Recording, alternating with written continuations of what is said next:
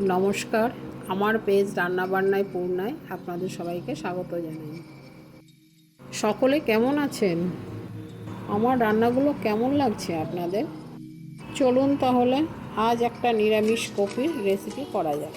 কপিগুলো নুন আর সামান্য হলুদ দিয়ে ভাপিয়ে নিয়েছি। তারপর তেলে কপিগুলো ভালো করে ভেজে নিতে হবে। কপিগুলো ভাজতে ভাজতে আদা, সাদা তিল, পোস্ত আর কাঁচা লঙ্কা একটা পেস্ট বানিয়ে নেব। তারপর টক দই, কাজু আর কিশমিশ দিয়ে আর একটা পেস্ট বানিয়ে নেব।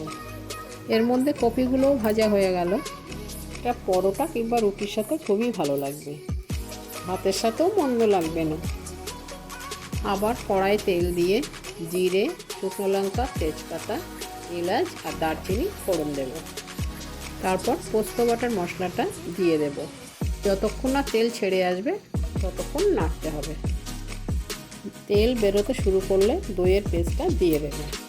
এবার অল্প নেড়ে চেড়েই দুধ দিয়ে দেব আর বাটিটা ধুয়ে সামান্য জল দেব।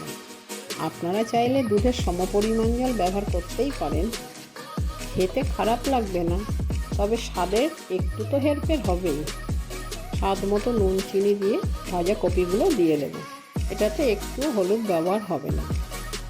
আমার রান্নাগুলো ভালো লাগলেও জানাবেন, আর খারাপ লাগলে কেন খারাপ লাগছে সেটাও কমেন্টে জানাবেন। চলুন তাহলে নিরামিষ রান্নার মাধুর্য ফুটিয়ে তুলি আর ঘি গরম মশলা দিয়ে নামিয়ে ফেলি। আজ তাহলে আসি, টাটা।